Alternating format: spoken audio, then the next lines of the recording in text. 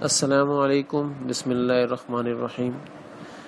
حدیث شریف کے اندر آتا ہے مفہوم حدیث کا کہ حضرت ایوب علیہ السلام کے اوپر جب شیطان نے جادو کیا تو ایڑی کے پاس پھونک لگائی، اور پھونک کا ماننا تھا کہ پورے جسم کے اندر پھوڑے بننا شروع ہو گئے۔ یہ شیطان کے جادو کی وجہ سے ہوا۔ اس کا مطلب ہے شیطان کا جادو سے اثر ہونا، بیماریوں کا پیدا ہونا جسم کے اندر ثابت ہے۔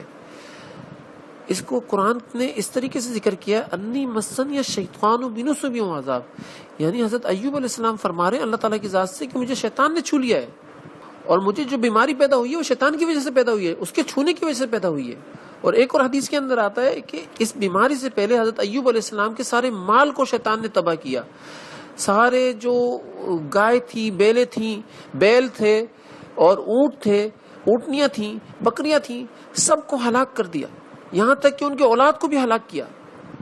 اس کا مطلب یہ ہے کہ شیطان اولاد پر بھی بندشیں لگاتا ہے، شیطان شرم گاہوں کے اوپر بھی بندشیں لگاتا ہے، میاں بیوی کو ایک دوسرے سے ملنے نہیں دیتا، میاں بیوی کے درمیان میں اختلاف کروا کے لڑائی کرواتا ہے، جدائی کرواتا ہے، اور پھر جو چیلا اس کا یہ میاں بیوی کے درمیان میں لڑائی کرواتا ہے اس کو اپنا تاج بھی پہناتا ہے شیطان۔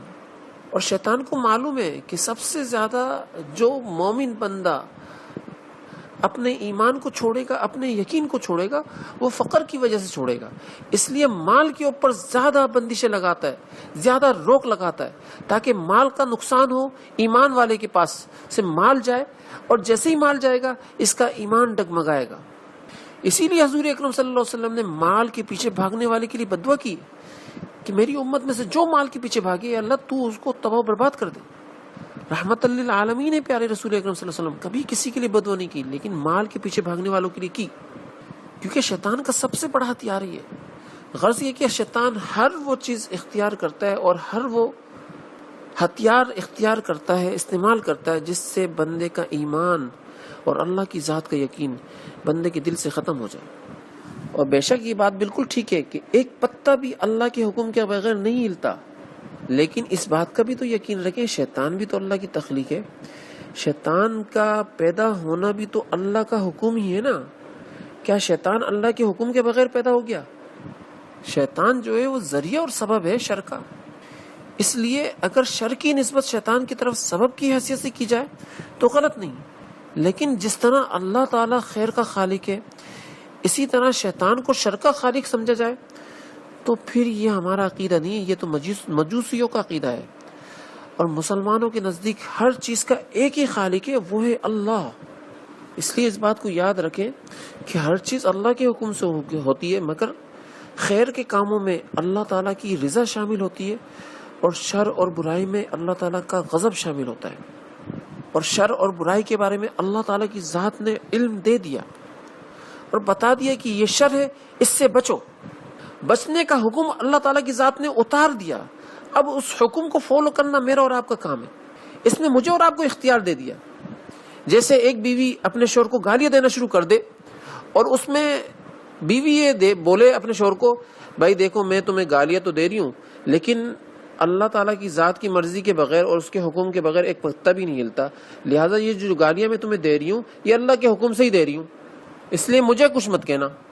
یا شوہر اسی طریقے سے حرکتیں کرے اور بیوی کو بولے کہ مجھے کچھ نہیں کہنا، تو خوب غور سے سن لیں، یہ جو فعل ہیں یہ فعل اختیاریہ ہیں، اور آدمی کو دوسرے کے برے افعال اختیاریہ پر غصہ آتا ہے، لہٰذا جس طرح برے زبان استعمال کرنے پر بندے کے تاثرات تبدیل ہو جاتے ہیں، بندے کا خون گرم ہو جاتا ہے، اسی طریقے سے بالکل جب شیطان تصرف کرتا ہے مال کے اندر، جان کے اندر، اولاد کے اندر، تو اس کا کیا ہوا تصور بندش کی صورت میں سامنے آتا ہے۔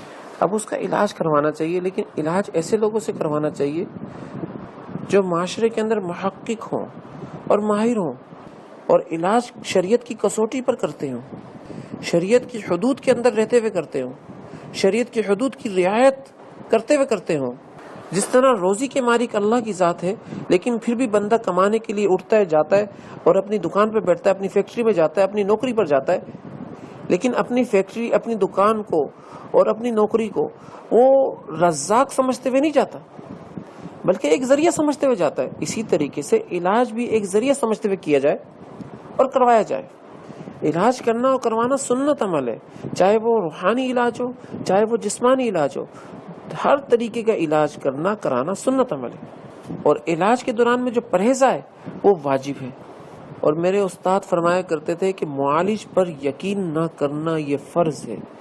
مطلب اللہ کی ذات کے اوپر ہی یقین رکھے، جس سے علاج کروا رہا ہے اس کے اوپر یقین نہیں ہونا چاہیے کہ اس سے مجھے فائدہ ہوگا، بلکہ فائدہ دینے والی ذات صرف اللہ کی ہے، یہ تو سبب اور ذریعہ ہے. بالکل اسی طرح کہ روزی دینے والی ذات اللہ کی ہے.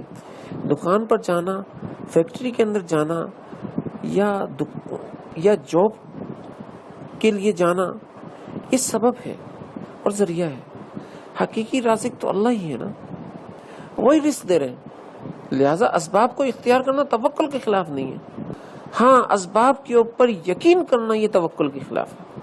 اللہ تعالیٰ ہم لوگوں کو عمل کرنے والا بنائے.